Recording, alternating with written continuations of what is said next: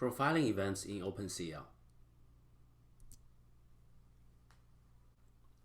Profiling events is very useful to measure timing. To obtain the timing information about a command, we can do the following. We first set CL queue profiling enable flag when we create a command queue with CL create command queue. In this way, all the commands in the command queue will have timing information. And then we associate a CL event with the command you want to profile. This is done by putting the event as the last argument in the enqueue APIs. So you will have the event generated by the command when the command finishes. After the command completes its execution, we can then call CL get event profiling info to access the CL event and obtain information about the command's timing.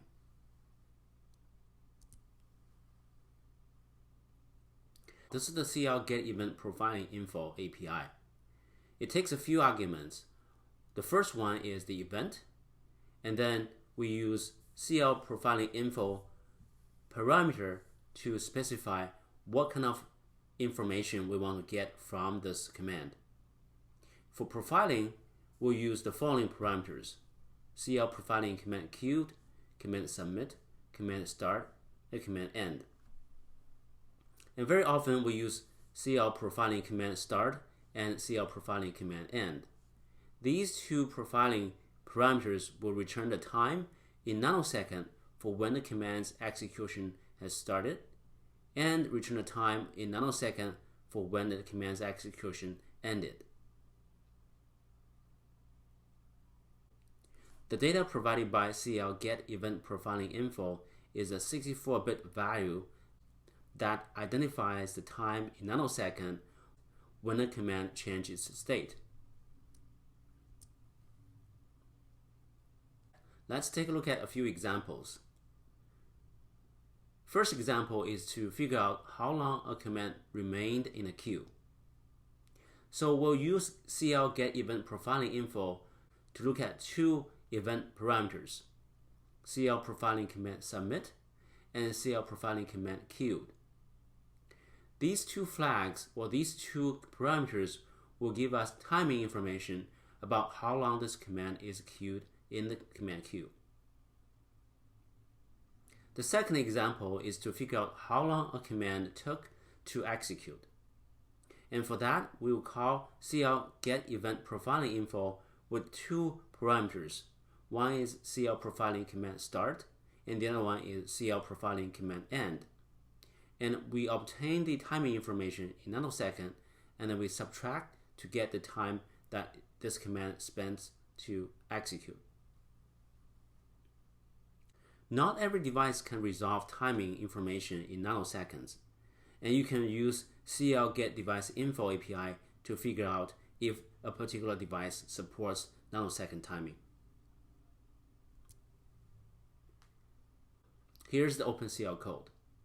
We first declare a CL event variable called a timing event. Then we declare two unsigned long CL integers: time start, time end, and read time. First, we create a command queue to make sure that we enable CL queue profiling enable. In this way, all the commands that we put into the command queue will have timing information.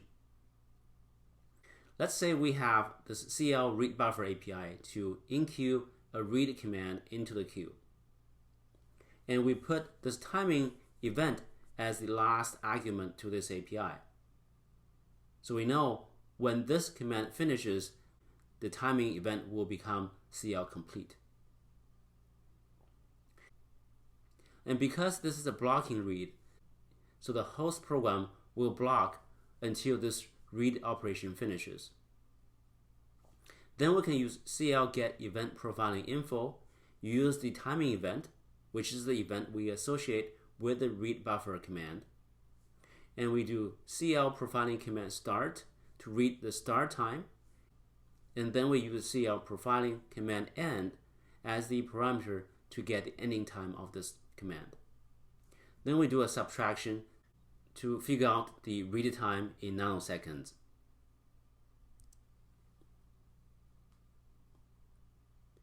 Here is a more complete example. This example, we are going to perform a profiling experiment to figure out how much time the data transfer takes and how much time the memory map operation takes. And in this program, we first initialize the total time, this accumulation variable, to be 0. And then we're going to perform the read operations for several iterations. We can declare this number of iterations to be, let's say, 10 or 100, to make sure that we perform the same operation for multiple times, then get the average number. In this way, we can eliminate some of the fluctuations on the execution time.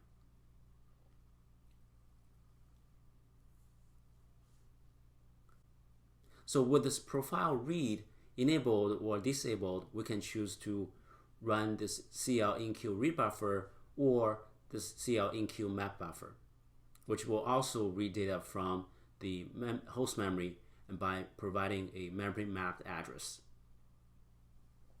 So either way, we will associate this profile event with the corresponding command.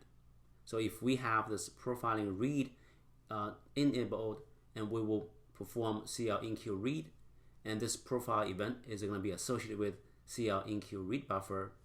Likewise, if this profile read is disabled, then we'll perform CL-INQ map buffer and then associate this profile event with the CL-INQ map buffer. Either way, we will then perform CL get event profiling info, and we use parameters command start and command end. Just like we used in the previous example, we will calculate the total time by using the end time subtract the start time. And for the case we have memory map, we'll then unmap the buffer. And that's the end of one iteration. And then we're going to perform this same operation for multiple times. Then at the end, we'll look at the average read time by using the accumulated total time divided by the number of iterations. For the case of memory map, then we'll use the same accumulated total time divided by the number of iterations. This figure illustrates the result once we perform this profiling example on an AMD 5850 GPU. Here's how we can read this figure. The x-axis is the sample size. You can think about this is the data size we will read from the device using CL-INQ read buffer or CL-INQ map. You can see that for all the cases, CL-INQ read buffer takes a little bit more time than CL-INQ map buffer, which shows that using memory map, we can reduce the overhead of data transfer.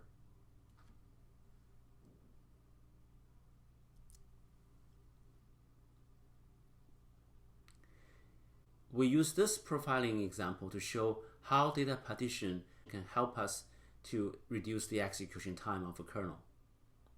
In general, data partitioning allows you to divide the execution of a kernel into multiple work items.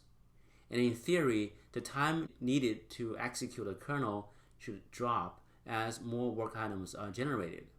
Because if you have more partitions of data, each work item will be assigned with fewer data. So the execution time of a single work item is expected to be reduced.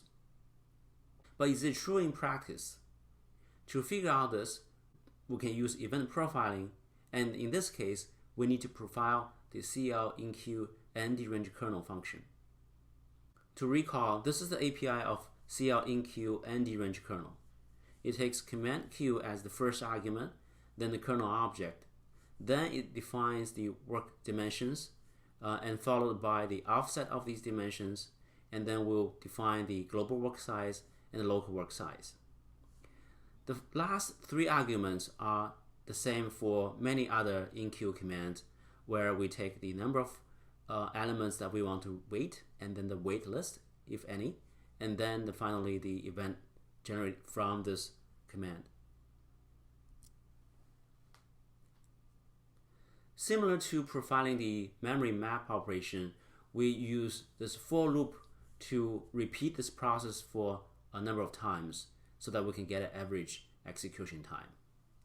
Within each loop iteration, we have this CL enqueue ND-range kernel to launch a kernel. And we associate this profile event with this command. And not surprisingly, we'll later use CL get event profiling info to look at the timing information from this event. This CL finish enqueue is to make sure that this ND-range kernel command will finish before we get to this point. And we will then use CL get event profiling info to find out the starting time and the ending time of this event. And those timing information are related to the kernel execution.